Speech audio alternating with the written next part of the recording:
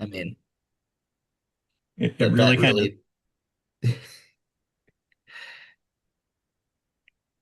it zapped us and took all the fun out of it. We've been spoiled the last few years, so but it's good though. I mean, I think we need that. It kind of helps kill pests, you know. I think right. it's good for freezing the ground and helping fracture things. And Mhm. uh, the only thing I wish though, it's a little bit of a worry. And I think for most guys, if you got alfalfa or you're worried about overwintering rye, Yeah. not having the snow cover.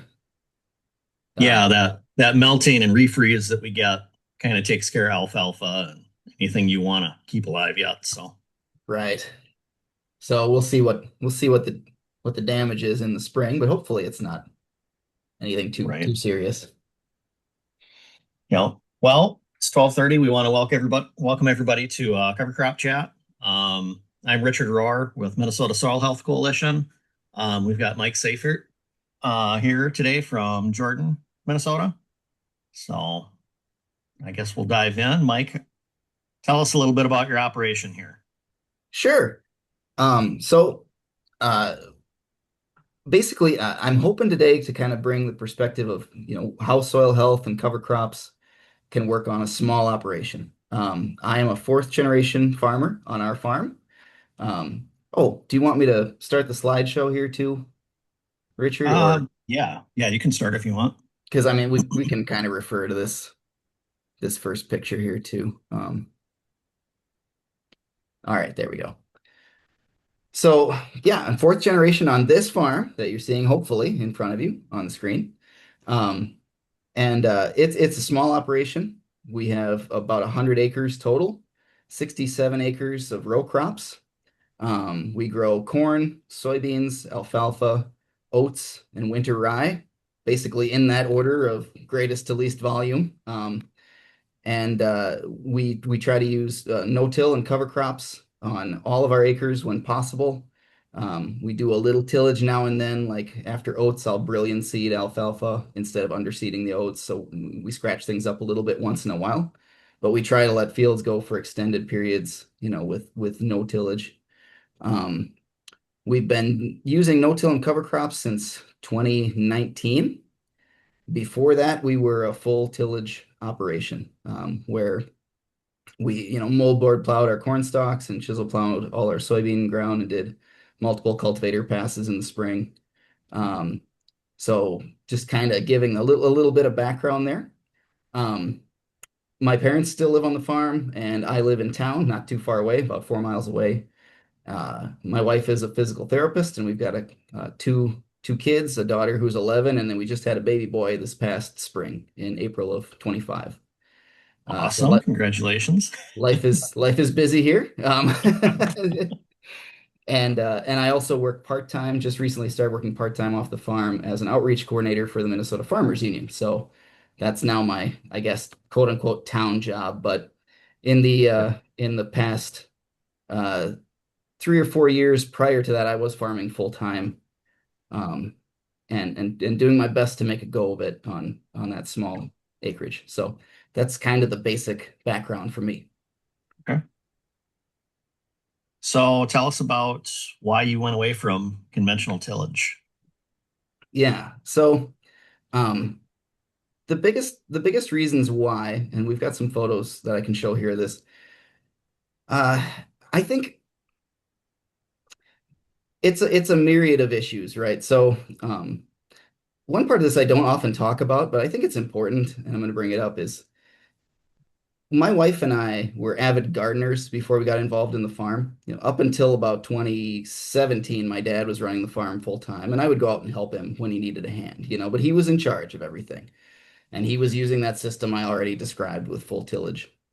And when it became apparent that I was going to be the one who was willing to take over the operation, he was willing to work with me on making some changes. So I was inspired by folks like Gabe Brown and Ray Archuleta, names in the soil health Sure. sphere that a lot of us know.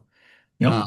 And also by local folks like Don and Grant Breitkreutz. One of the first field days I ever went to was at their place, um, and really felt like this was something we could do.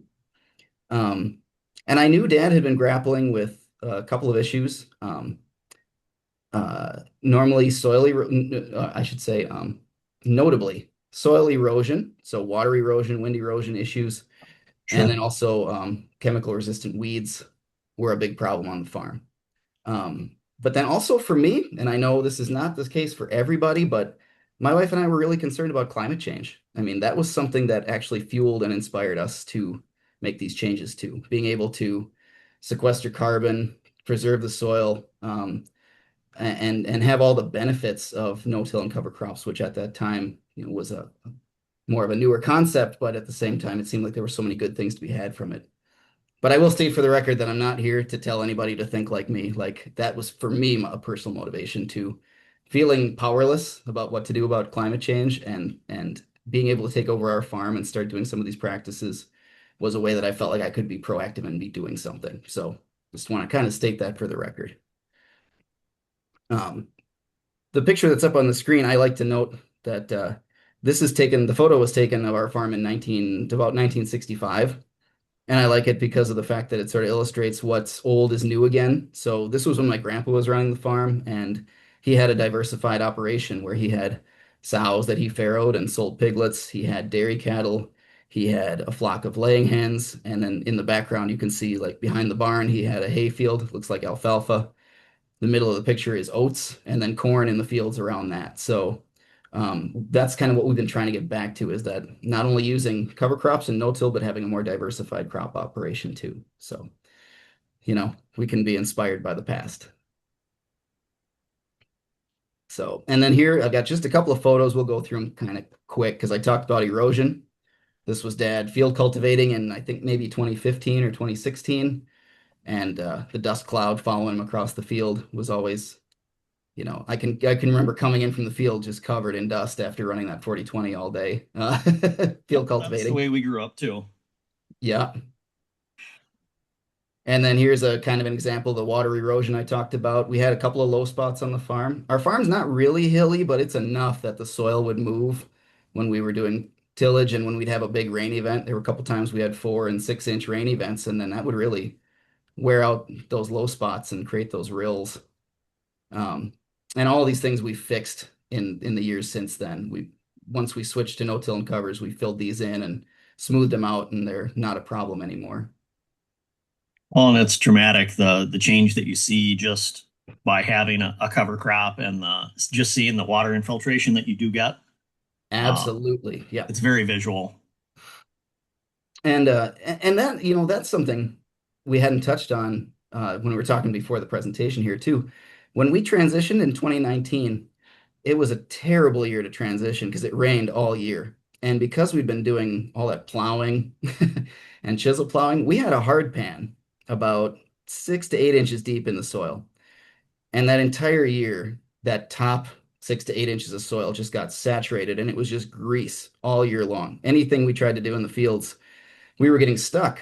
But we wouldn't get stuck very deep. You'd only go down that 6, 8 inches and then just spin. And because we were hitting that hard pan with the equipment and making ruts everywhere.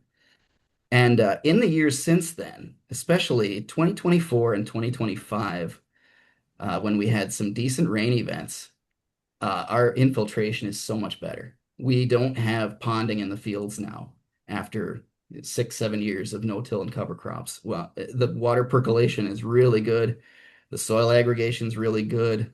The tile lines, we have old concrete tile on the farm that was probably put in the 40s or 50s, and it works better with the no-till and cover crop systems. It moves the water away quicker. Yeah. And at the same time, we're holding more water too for those dry spells. So we've Yeah. really seen that change, and it's been a really beneficial thing. So the photo I got up on the screen is actually a field of like ragweed and water hemp that had just been sprayed, and this was 2019, first year we did this. We were gonna no-till corn into it, but I like to put it up because it looks like it's a crop, but it's actually all just weeds. So you kind of get an idea of what we were dealing with. Reminder of where you've been. Right. And this one too, not a very good photo, but this was in maybe September of 2019. That's a soybean field, and you can see it's all like common and giant ragweed and water hemp. And just thick. And I will say, I will freely admit, part of that was our management. Our chemical program was not what it should be. We were relying on our local co-op to do our spraying because Dad and I were working off the farm at the time too, doing construction work. So we didn't have as much time. Um, but we had issues with timing with them and getting them out when they needed to be here. And things got away on us quickly. So one of the things we did fairly early in our journey was took over our own spraying again and made sure that we were not only spraying our corn but our soybean crops and everything, all the spraying on the farm we do ourselves now. That's really a it's really a common complaint that you hear a lot. Just the timeliness. I mean, everything needs to happen within a short time span, usually within a week. And if it's not happening, stuff's got to change. So, Yep. yep. And one thing I just love about regenerative agriculture and no-till and cover crops, I'm out in my fields all the time now. I never used to be, but it's like every other day I go on a walk around the farm and I just check everything out during the summertime because, like you said, just being aware of where the stages of growth are for everything and like making those decisions. Sometimes you're not sure, like, should I do something or not? But the idea that you're aware of what's going on and in these days, from when this photo was from, like I said, we had off-farm jobs at that time, and it just things got away easily because we weren't putting in the attention. But I can think of No, no better place to be than wandering around in my fields on a nice summer day. So right. We got two questions from the chat. yeah, One of them's more of a statement, I guess. If you can see soil erosion, it's too much, which I guess I would agree. That's I don't even you can't see 5 ton to the acre. To me, I mean, you can have that with wind erosion and yeah. slight water erosion. It doesn't. That's really not very much at all. But next one was between the era of moldboard plowing and no-till, did you chisel to get rid of the plow pan? No. And I'm not sure whether that was wise or not, but we made the leap 100% from full tillage to no till. And Yeah. 2019 was the first full year of, we hadn't plowed in the fall of 2018. And looking back on it, I mean, maybe we could have eased that transition, but Yeah. my dad was, once I convinced him of it, I thought he was going to be harder to convince to do all this. But I Mhm. am very thankful that he was on board with it right from the get-go. I mean, he was excited about doing something new, and he's kind of like me. He likes to be on the forefront of things if we can be. And Yeah. um, so I was surprised. We did a cover crop cost share program for the first 3 years that we were doing all this through our local soil and water office. And when he committed all our acres, I was like, "Are you sure?" But um, so I don't necessarily recommend that. That was a case where because we had off-farm income and because we don't have a very big operation, we could adopt that risk. So, I mean, it's always important, I think, to emphasize for people watching this, like, that doesn't mean because I did it that way that you should do it that way. Always assess your risk and, You know, commit a certain number of acres to a new practice that you're comfortable with and go you know. from there. But, we leapt Again, in I mean, both I'm feet. I'm not a purist about it. I mean, if we've got a compaction problem, fine, go and chisel or run a ripper and plant a Right, cover crop. right. And then we're we're taking care of the issue and we're trying to repair it. So Exactly. um, Alex said 5 ton of the acre of erosion is 1 to 2 tablespoons per square foot of soil. And then he said, have you ever inoculated your cover crop seed with compost extract? And what is your favorite cover crop to plant? That's okay. Good questions. I have never inoculated my cover crop seed with anything. I think so Alex knows we're doing compost extract on the farm too, which is I didn't Yeah. want to get into that today necessarily because it'll take up all our time. But Yeah. um so but can we put a plug in for the compost webinar that's in a couple of weeks that Yeah, we'll talk all about absolutely. that? So, yep, 2 weeks we'll be having a compost webinar. Brandon's been doing a good job advertising that, so look for that on whatever social media site you choose to use. But And, you and the can, and the events calendar at the Soil Health Coalition's website's yep, got it. So also, yep, but no, I've never inoculated my cover crop seed. And my favorite cover crop to use, I, I think it's boring, but like winter rye is what we use the most because that is what we can plant after corn and soybean harvest. And it's a winner every time. It always grows, it always performs. You can apply it any number of ways. That's kind of something I was going to get into here. And you're it's just something that works almost every time. We have experimented with hairy vetch after soybeans and ahead of corn, and it was tough to get it established with a fall planting, and it's expensive. So we ended up not using that after 1 year of trying it. Uh, I really like the interseed mix that I've got, which we'll get to for interseeding corn, but I've had limited success with it. So it's a balancing act. I would have to say rye is my favorite if we're judging success, but maybe the interseed mix that I've got is my favorite for just being interesting. So Nice. I kind of wanted to show with this photo here, this was 2019 as well, so we're still harkening back, but the first year I had a combine, I bought a John Deere 55 corn special because we had always had the neighbor's custom combine for us. And we were out there seeding rye right after the combine and just using a basic John Deere 8300 grain drill because we didn't have anything else.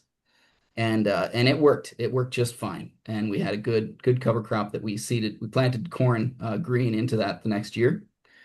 Um, Maybe not the easiest, for a new person to plant corn into rye. It's I think safer and easier to plant soybeans into rye green, but that's what we could do, so that's what we did.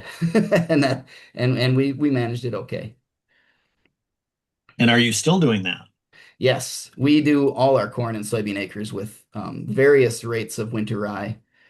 And I have fluctuated on that a lot, and it's a good time to go to the next slide here too, because this is our current no-till drill that we have that we use to do all our cover crop seeding in the fall. Um, when I started, I think I was putting down, I don't know, 60 pounds or 50 pounds per acre of winter rye, because that was what the cost share program needed us to do. Sure. In subsequent years, I've used everything from a head of corn, I've used 25 pounds per acre of rye, really light, just to get something out there because I was worried about competition with the corn in the spring, and I was still sorting out my management program. I would usually plant 45 pounds or so of rye ahead of soybeans, just because Okay. planting into that heavy corn residue, it's going to take a little more seed to get the same stand, and the soybeans play nicer with the rye the next year. This past fall, we ended up getting into a cover crop, a cost share program again for rye, and I put 60 pounds per acre on everything. Um, that was what was mandated, and that's what I'll use. So you can vary the rates up and down depending on what you're trying to achieve, and how much you want to spend. I think the nice thing Right. about something like rye is it's really flexible. You can put kind of any amount down. I don't want to speak for Don and Grant Breitkreuz, but I believe I've heard them say they use like 120 pounds an acre in some Yeah. I mean, cases. it really depends on what your goal is, what your Right. resource concerns are, what you're trying to fix. Yep. I guess if you're talking about cost share programs, if anybody is doing a cost share program, um, this Minnesota Soil Health Coalition is still doing a cost share program through ADM. So it's complementary to most other things that you would be doing. It's a privately funded program. So give that a look if you find yourself needing some help on cost share. Absolutely. Um, so yeah, having said that, I guess this no-till drill that we bought, we couldn't afford anything better, but we wanted to own something. And so we were able to find this off of Craigslist. I think it's a Truax brand drill that was manufactured in 1985. It's 8 feet wide, so it's a lot of passes to get anything done with it. But it does plant winter rye. It plants other cover crop mixes pretty well. I've used it to plant alfalfa. It's basically a standard grain drill with a coulter cart in front of it and some press wheels in the back. So it doesn't have any down pressure to speak of, but it will get certain things done.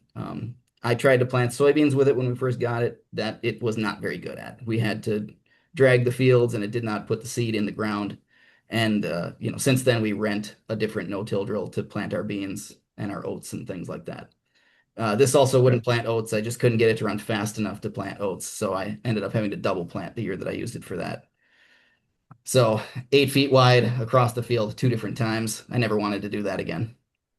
But Yeah, that would wear a guy out in a hurry. yeah. But again, an illustration of you can get this done with affordable equipment if you can find it and if you're patient and wait for the right deal. I like this photo just because it's, rye coming up right next to a snowbank in March. Uh, kind of illustrating. I love when our fields turn green in the spring when everybody else's stay brown until planting time. So uh, that stuff is resilient. It really it's not it's a nice thing to see when your field is green and the other ones are brown, and you factor in you're harvesting that sunlight, you're pumping carbon back in the ground, you're feeding the soil, and the other farms are not. It's fun for comparison, but if I had my druthers, I wish all my neighbors were doing this too. Yeah, absolutely. So here, just wanted to illustrate, on our farm, what it looks like planting green. Just a little 4-row John Deere 7000 planter.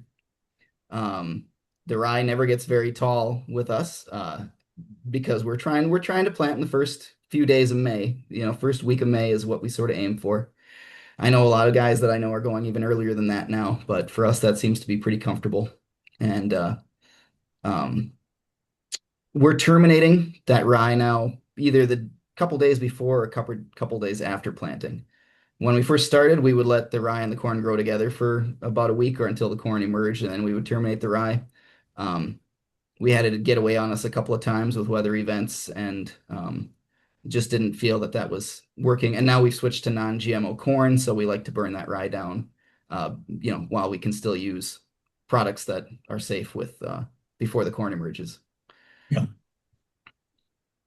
Um, and then this is just an example of when we do get a little bit more cover crop growth. This field was in alfalfa the year before this picture. So we were able to terminate that alfalfa in September. And then I put on compost extract and planted rye before corn and soybean harvest. So then that crop was able to get up and going and get established a little better. So in the next spring, it had some pretty good growth on it. So it was a little bit of an adventure with the marker arms and stuff, but it all worked out just fine. Well, and kind of a biological primer there with the cover crop, and you were able to get extract out as well. Yep. Yep. So that process already has 6 months, a 6 month head start. You bet. And I don't know, Richard, if you wanted me to talk at all about our planter setup or if I should gloss over that Well, or can you go into your nitrogen program placement and what you're using, yeah, and for also sure. planter setup? So for fertility, we do use just the standard fertilizer coulters that were on the planter. They're not no-till fertilizer coulters. They seem to do an okay job getting in the ground.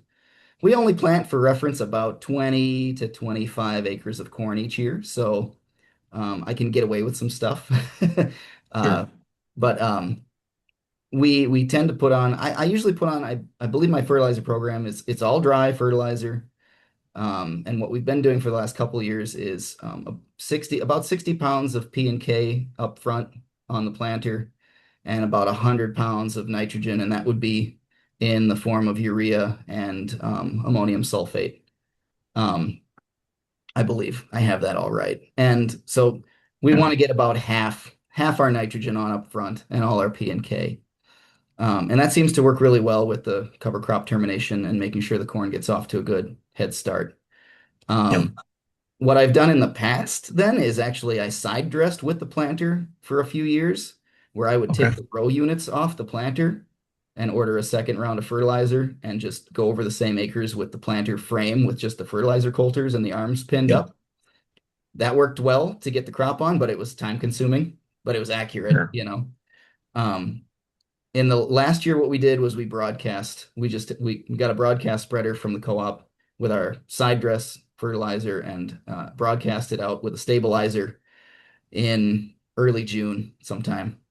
And this past year we caught a rain right away after that, and it worked out really well. And a process that would have taken me a day and a half took 2 hours. So that's Yeah. probably what I would plan to do again.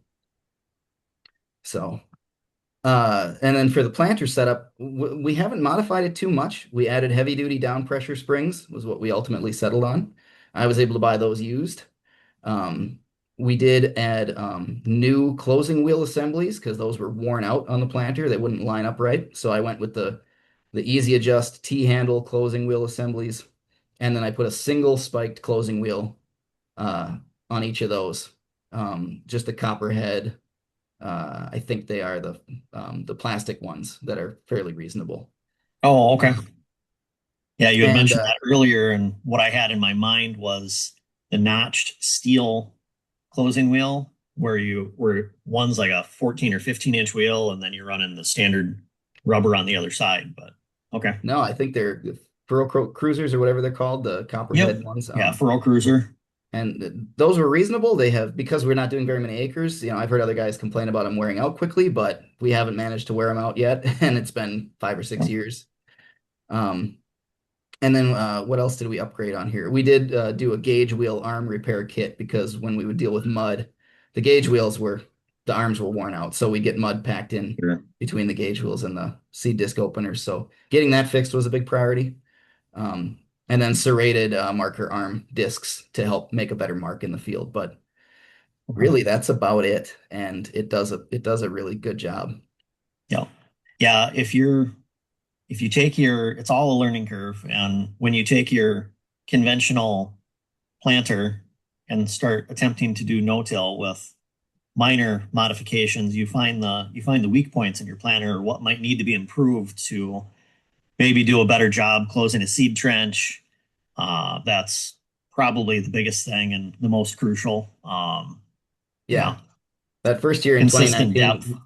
2019, we didn't make any modifications to the planter at first because we thought let's just see what it does and then pick out Oh, what our biggest issues are and fix that first.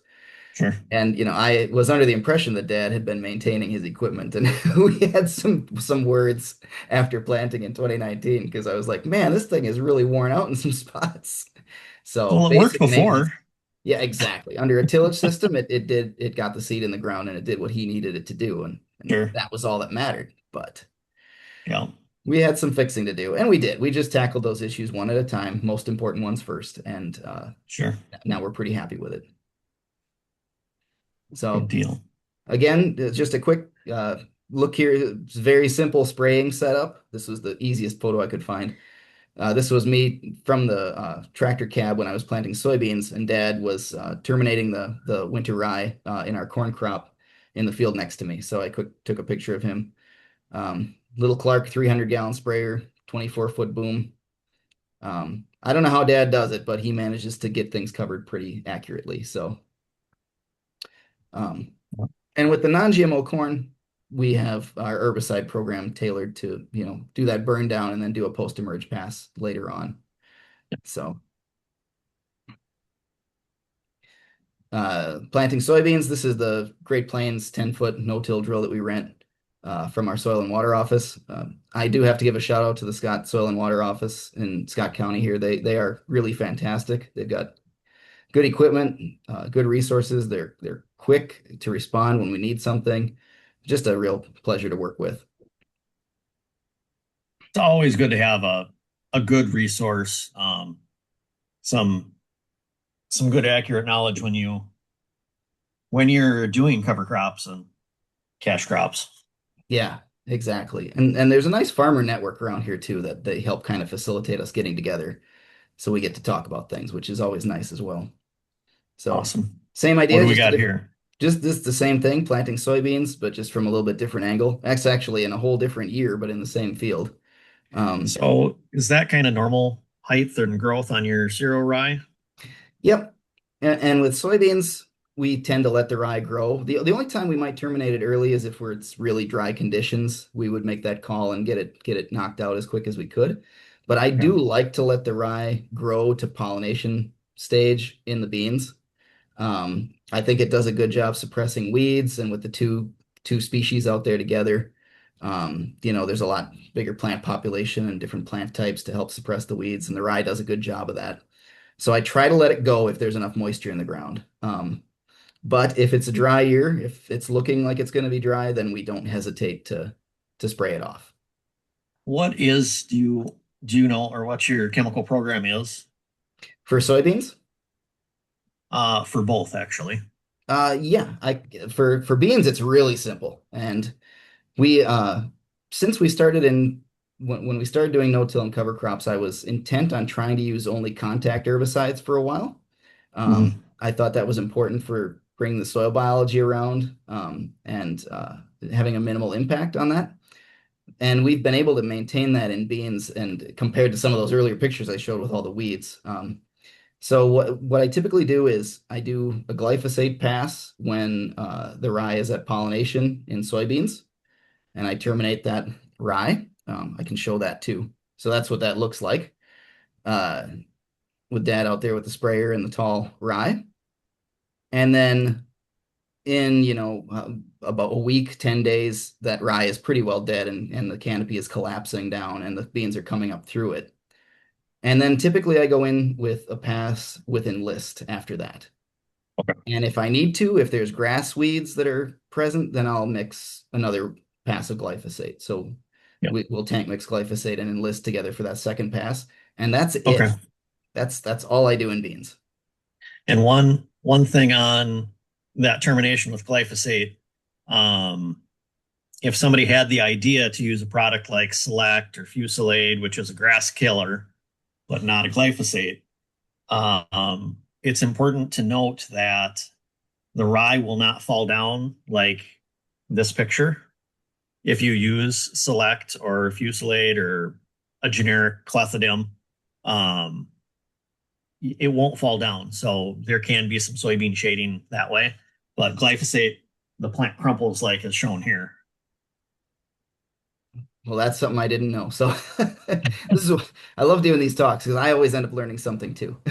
Yeah. So um yeah, this is what that typically looks like. And then we've managed to have fairly clean beans, and I'm okay, with some weed escapes. I do not expect perfection. It's not my goal to have perfectly clean fields. No. I just want it manageable and to a degree that it's not affecting the soybean yield. Um,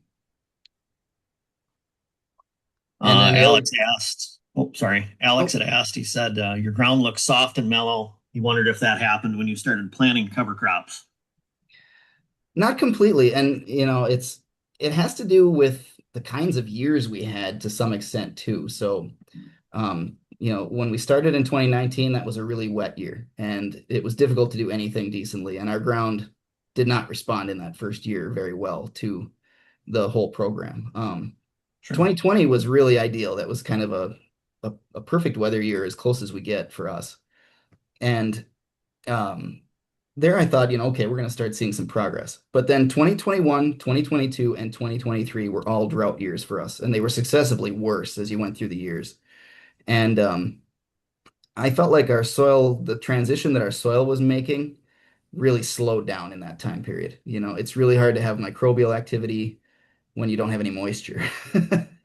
And with modern crop hybrids and stuff, we had okay crop performance during those years at least. But as far as soil health goes, I didn't feel like we made a whole lot of strides forward during those 3 years. And then at that time, I was starting to use compost extract in 2021 and 2022. So I don't know how much of this I can tie to that, but what I really saw was in 2024 and 2025, when we started getting more rain, that then all of a sudden the soil made a rapid change to feeling much more mellow, much softer underfoot at planting time. If you dig with a shovel, you find a lot more aggregation, more pore space. Um, Way better water infiltration. We didn't have ponding in our fields anymore, or if we did, it soaked away really quickly. So where other neighbors had crops drowning out, we had ours could recover and survive. And then better water holding and retention too. Um, so there's so many variables. It's hard to say what really is the defining characteristic of why things are changing. Um, Well, I and when you attribute don't have moisture, the whole system dies. I Yeah, mean, it's a slow death. If there's zero moisture, you're really not going to have much of anything, and it affects. You can see it in the crop, and that's directly related to all the processes that are not happening in the soil with no moisture. So right. soil is like a And battery. and we can't go back and relive those years and make them different to see if it would be different, you know. So Right. for us, I feel like the transition and seeing the real big changes in the soil took, you know, 5 years. But maybe it would have been three if we'd gotten more rain during those drought years. So it's an unknowable. Sure. Um, but I definitely, you know, part of my goal with cover crops, I talked about erosion and weed suppression, but like building organic matter and improving soil structure were also things that were kind of maybe secondary goals, but it was something that I wanted to achieve with this system. Um, and then I gotta hit the interseeding a little bit here, at least because that's something that we've tried as Sure. well. So we interseeded corn in 2019, 2020, 2021, 22, and 23, I think. So we didn't do it the last 2 years in 2024, 2025. But that was because during those drought years, I was having a really hard time getting an interseeded cover crop established. We would interseed and then it wouldn't rain.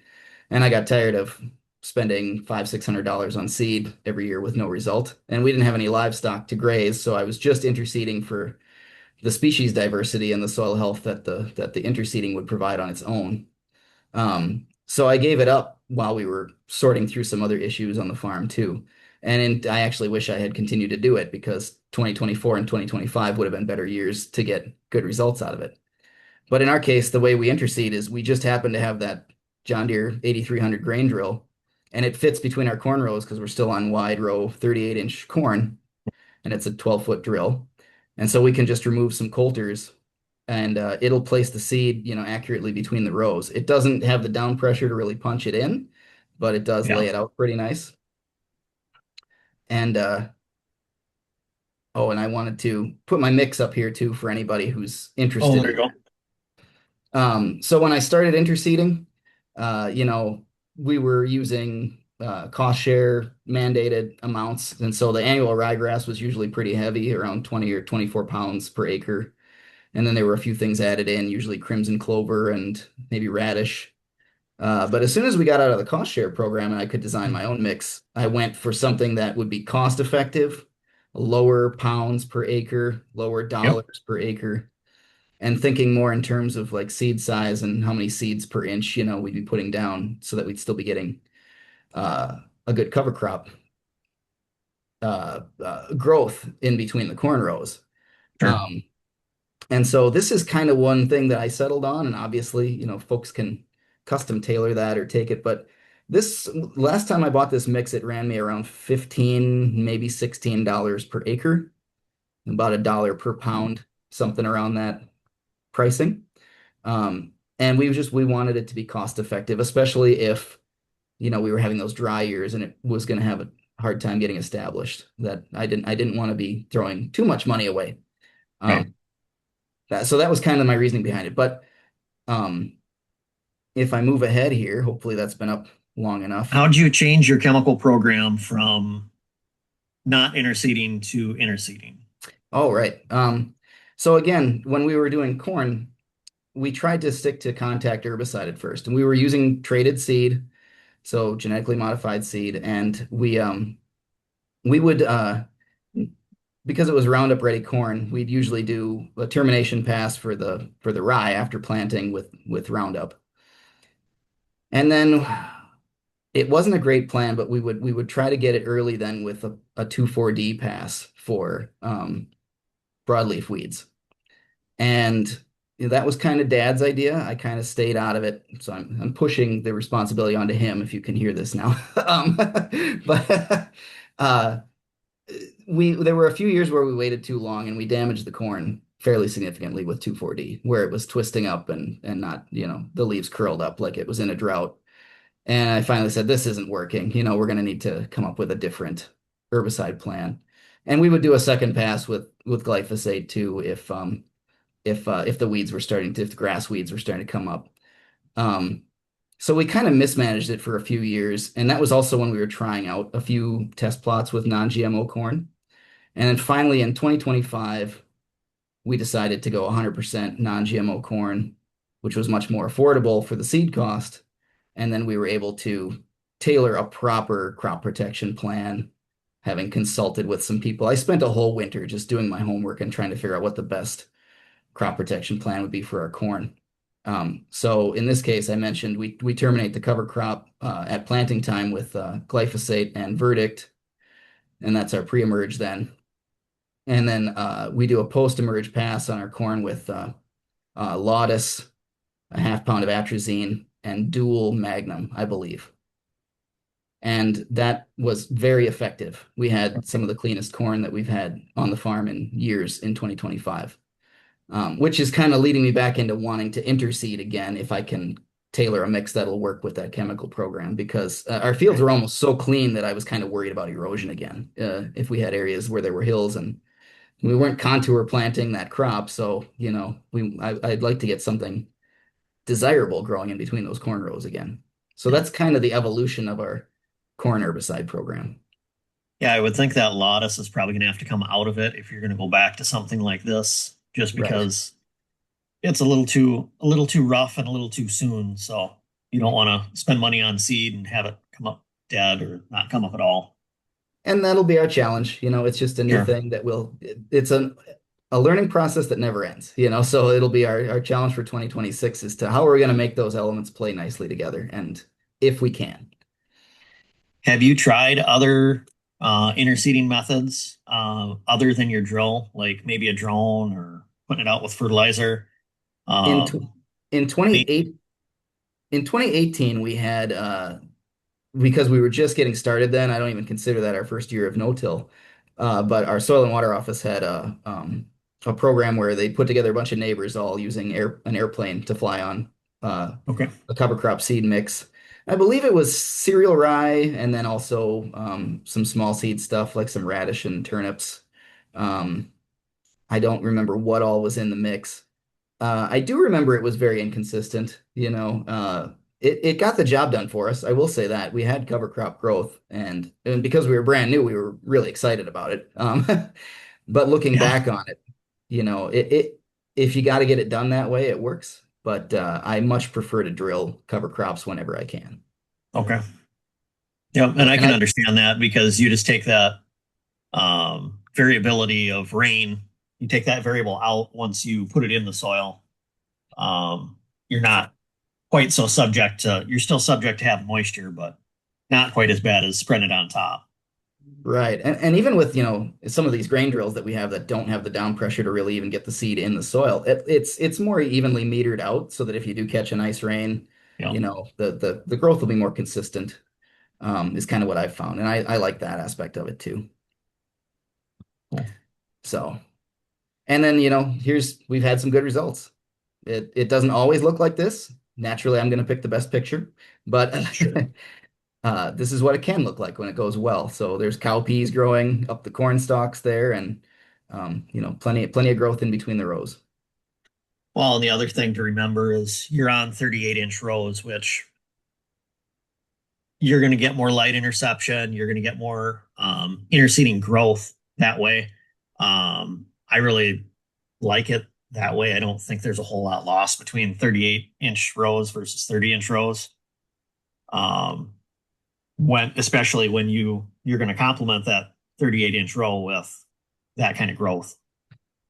I totally agree. I remember, years ago, Dad and I talking, just kitchen table talk, and he's like, maybe I should have switched over to 30-inch rows. It seems like everybody's doing that now. And now, in retrospect, I'm glad we didn't, that we've got all the equipment set up for it to, Sure. to be the way it is. And then if we want to get into this, I can talk a little bit about growing winter rye for cover crop seed. That's something that Yeah. we do. Totally up to you, Richard. You're leading the show here. No, I go ahead. Lead Okay, us in. okay. I just threw pictures here into the slideshow, so we can roll with it. So for me, once we had established that we were going to be using winter rye every year, that was our go-to for planting after corn and soybean harvest, I started setting aside a couple of acres on the farm to grow my own cover crop seed. And I think it's one of the better decisions I've made. Again, it kind of adds that extra diversity to the farm a little bit. Yeah, well, and as just as a brief tangent too, on 67 acres growing five different crops, I've actually divvied up my fields to be even smaller than they were. So my biggest field is 8.5 acres, and I have several 6 acre fields. And I'm not afraid to Okay. chop off the end of a field and do 2 acres of rye on it. So our farm is very much Yep. a patchwork quilt.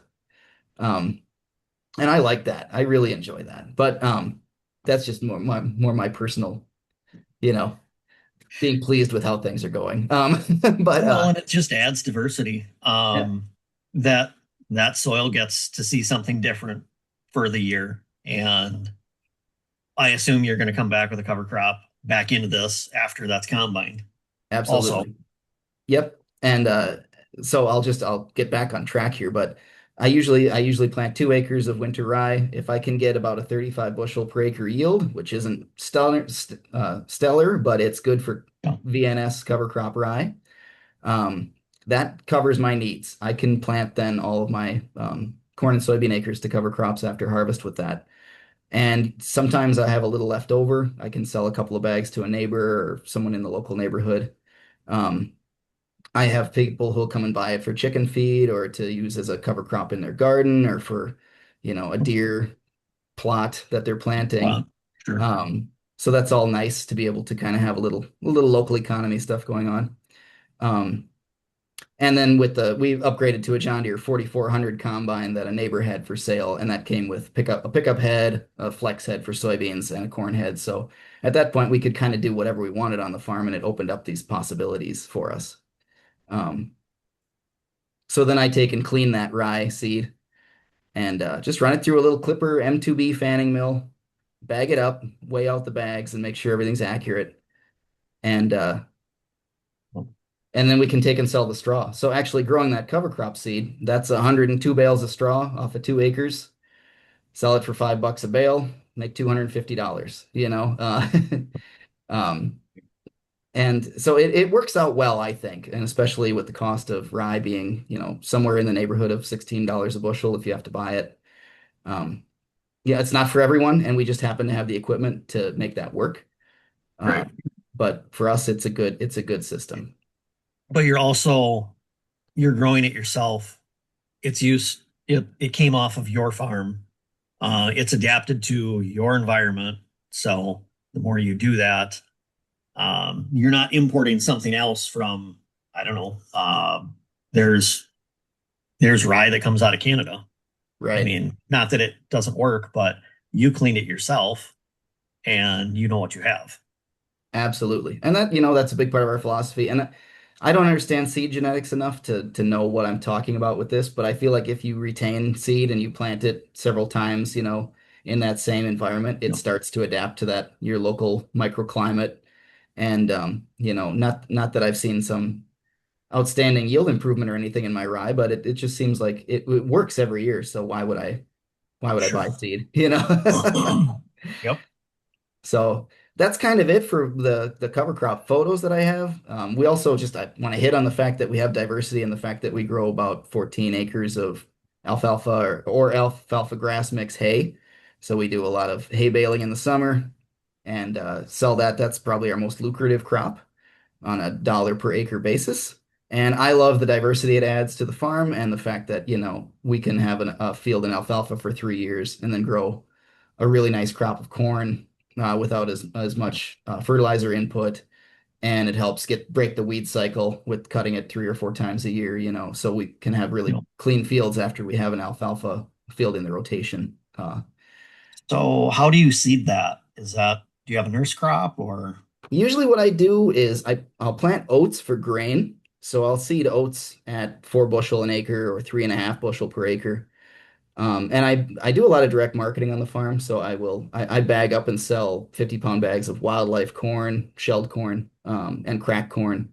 And I bag up all of our oats and sell that in bags to local customers too. So I try to get a good grain production out of my oats. And rather than underseed the oats with alfalfa, I typically, after we harvest the oats and bale the straw, we do a real light tillage pass with the field cultivator, and then we brilliant seed the field to alfalfa. So that's Okay, how so you're doing a fall or summer seeding. yep, yep. Okay. And that has worked pretty well for us. We've been lucky the last few years to get that crop established pretty well. I have had to go back in the spring and tune it up sometimes where we'll have a bare spot in the field or something. And then I can use that Truax no-till drill and load some alfalfa seed in there and just hit the spots that need a Yep. little freshening up. Cool. So, and Awesome. that's kind of the whole thing. I can stop sharing and we can discuss for how much time we have here, I guess. Yeah, I mean, if there's any questions from any of our participants here, feel free to type them in the chat, and that way we all can learn. Um, so, how do you feel your soil has changed from using cover crops? Well, I know there's a lot of things that I've observed, and a couple things come to mind right away. And I mentioned the soil getting more mellow, but one thing I want to talk about in that regard is the way we've seen the weed profile on the farm change. Um, I took the soil food web classes a few years ago with Dr. Elaine Ingham, and I'll get into that with the compost webinar later in a couple of weeks in more detail. But one thing Yep. that they talked about in those classes is the ladder of succession for what kind of plants you see in your field, what kind of weeds you'll see. Yep. And so when you have freshly disturbed soil, when you're doing tillage all the time, annual broadleaf weeds are those first things that are always come up first. They're the, nature's Yep. emergency repair team to stabilize the soil. And we've seen a big change over the years from a lot fewer broadleaf weeds to a lot more annual and perennial grass weeds. Um, Okay. which I think when you're trying to produce a grain crop, you look at all of it as competition for your cash crop. But I also see it as a sign that our soil is headed in the right direction because that's kind of the next succession as the soil improves is you Yeah, then move you're going out to of change that. to a grassland. Yeah, you move out of that annual broadleaf weed pattern into more of a annual grass and perennial grass. Yep. Um, uh, and uh, and I like to see that because to me that shows that the soil is moving in the right direction microbially. I would hope that means we're getting more fungi in our soil, which was also one of my main goals when I got to learn about the soil biology. It became a primary goal was to get the fungal populations up in the soil. Yep. So seeing it head more toward that, we want to see like a 1-to-1 bacterial fungal biomass ratio in the soil. Sure. We haven't done soil tests in a couple of years. My plan is to do some this spring. So I don't know how close we are at this point. Okay. We were not that close to that ratio a few years ago, but I feel like things have changed a lot since the last time we checked. Okay. So What is that the that's goal of, oh, go ahead. Sorry. oh, so I just wanted to sum it up and say that's one thing I've seen, with the changes in the soil is like changing in the weed profile. So Yeah. What is the goal of your interseeding mix? Most of it looks like it would be winter killed. So what is your goal? yep, that is basically it. Like I want it to hold space in the soil, photosynthesize, push root exudates, compete with the weeds, and then I do want it all to winter kill if possible. Um, the annual ryegrass has proved a little stubborn with that sometimes. If we have a mild winter, that'll come back the next spring. I've heard other people talk about that being difficult to terminate, but I haven't had any problems with it in the years that we interseeded. Okay. Do you plant different cover crops or certain cover crops to um, increase fungal levels in the soil? Are there ones that work better than others? So I'm going off of, what I've been told, as we all are usually. No. But oats tend to be a good mycorrhizal fungal carrier, is my understanding. That's Correct. part of the reason I like to have oats in my rotation. Everything I do, I try to have it have multiple functions if possible. Whatever we're growing on the farm, whether it's cash crops or cover crops, I try to think about what are the 4 or 5 benefits we're getting out of doing this versus just the one. Um, Sure. and so with oats, I have that a different grain crop to help to add diversity to the farm. I have different harvest time to help break the weed cycle, and I've hopefully got a mycorrhizal fungal inoculum by growing those oats as well, adding that into the soil, and hopefully then staging that for the next crop that comes along. Yeah, So those are some of the ways that I think about that. So yeah. Oh, and I do sometimes include oats in my cover crop mix too, especially interseeding. sure. Well, and even um, oats or cereal rye. You bring up disrupting weed cycles. We also disrupt pest cycles too, Yeah. like white mold in soybeans. Um, it's more of I guess, a mechanical way of doing it because once the spores emerge, they can't go anywhere because that cover is there. So they can't make their way up to the soybeans and it minimizes soil splashing onto the soybeans. That's how it spreads the inoculum. So Yep.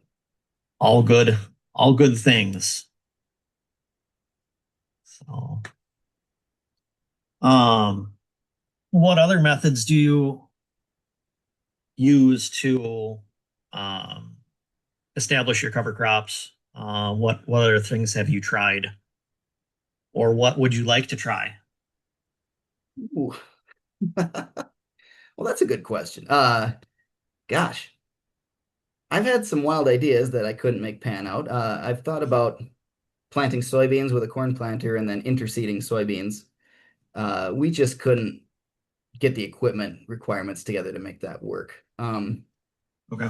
I would I would really like to at some point, and I don't know when I'd be able to do this financially, but I would like to purchase my own no-till drill at some point in the future. I really, for our size farm and for like our 4020 is our biggest tractor. The Great Plains, uh, it's a 1006 NT. That's a nice size for us. The tractor handles it well, and I feel like it's a really diverse piece of equipment that I can use for a lot of things. But again, the numbers have to work out for that to make sense for me to do on a small operation. So, Right. but I would love to be able to plant my winter rye with that in the fall instead of that. I'd love to be able to get rid of that old janky Truax no-till drill. That's what it comes down to. Yep. Somebody else can use it. It'll still work. Absolutely, absolutely. And for now, I don't mind throwing parts at it until we can do something different. Um, Oh, but I've tried a lot of stuff, so I don't know. It would be interesting to see. I know people are using drones more now for cover crop seeding too. I sure. don't know a whole lot about that. Um, it seems to me it would fall into the aerial seeding category that I'm not Right. as big a fan of, but I love that there's so many tools available. Yeah. Yeah. I mean, if it's, you have to have so many different plans when you're thinking about doing cover crops, times of the year for establishment. Sure. Just plan A through Z, I guess was the way that I learned. And yeah, whether it's a drone or aerial seeding, maybe you can't get a plane when you want a plane. Right. Maybe you can get a drone quicker. And that Uh, was an issue. I mean, talking about past experiences, I suppose I could touch on. There was one year we had purchased seed for interseeding. It was the first year we were going to interseed with that John Deere drill in our corn crop, and it rained, and it wouldn't stop raining, and we missed our window for being able to seed that crop. So at that time, it was too late to. Well, I didn't have the option, I guess, to enroll in that airplane program I mentioned, where the SWCD office would get several people together. And so at that time, drones weren't really a thing. And so I scoured the area trying to find a helicopter that would intercede for us. oh, And okay. but when I told them I have 25 acres of corn, you know, they just said, Yeah. I'll call you back. And then they never did. So, Yep. I think, that's a frustration on if you're a small operator that sometimes the tools are there, but if it doesn't make financial sense for the operator to do it, they're not gonna, they're not gonna deal with you. Right. Yep. That's one thing when you have somebody do something for you custom.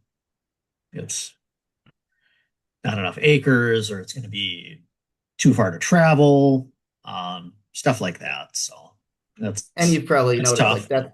that's a theme for our farm where it's like, well, I better try to do it myself. I better devise ways that I can get Yep. this done myself. And it gives you. more control over the situation and more flexibility. And um, there's a lot of good things to be said for custom applications and stuff too, and the fact that it can save you time. But having that control Absolutely.